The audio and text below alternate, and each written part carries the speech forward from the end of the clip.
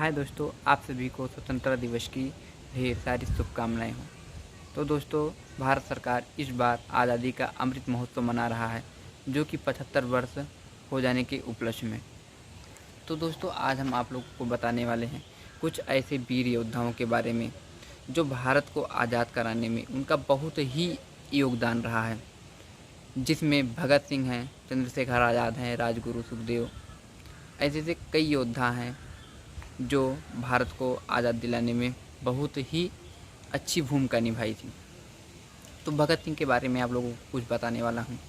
भगत सिंह ऐसे व्यक्ति थे, शायद उनके जैसा व्यक्ति कोई जन्म ले, क्योंकि उनकी सोचने की क्षमता और उनके अंदर जो साहस था इतना कूट कूट कर भरा था कि क्या बताएं आपको।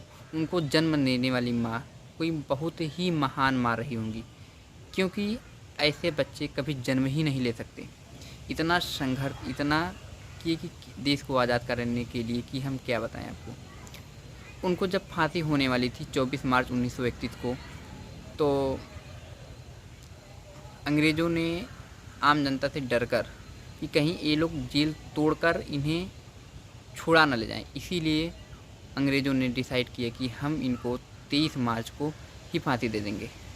तो जेलर इनके पास सूचना लेके जाता है, तो जेलर कहता है सर आपको फांसी देना पड़ेगा, क्योंकि आर्डर है एक दिन पहले आपको फांसी पर देना होगा। 30 तारीख को डेट डिक्लेयर हुआ था, शाम को 7:33 के करीब में।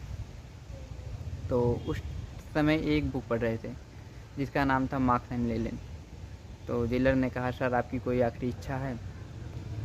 तो भगत सिंह ने कहा यही 15 पेज लास्ट बचे हैं, बस हमारी कोई इच्छा नहीं है।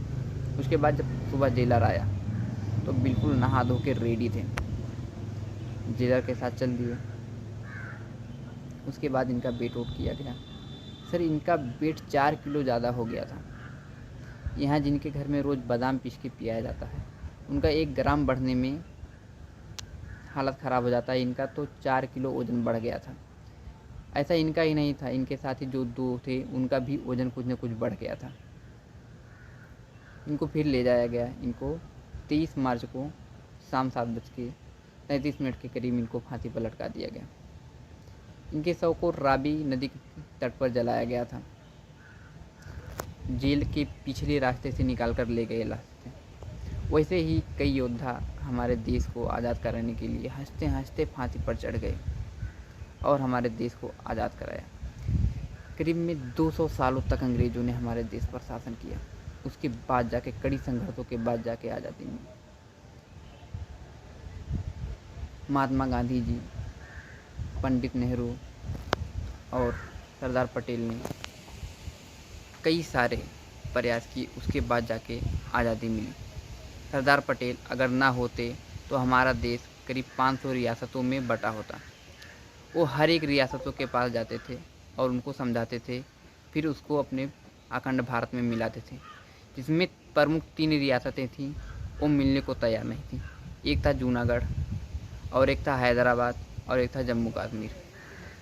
हैदराबाद को तो उन्होंने आर्मी को पुलिस की वर्दी पहनाकर वहाँ पर पुलिसिया कार्रवाई कराया। उसके बाद हैदराबाद को भारत में मिलाया। उसके बाद जूनागढ़ में उन्होंने जनमत संग्रह कराया, वोटिंग कराई। तब वो भारत में वहाँ के आम अधिकतर जनता हिंदू थे, इसलिए वो भारत में मिलने को तैयार हो गए। उसके बाद बचा जम्मू कश्मीर में राजा हरि सिंह मान नहीं रहे थे। उसके प्रधानमंत्री एक मुसलमान था, इसलिए वो इन्हें मानने नहीं देता। वो बोलता था कि पाकिस्तान में ना शामिल हो, ना तो हिंदुस्तान में, अपना एक अलग देश बनाएंगे।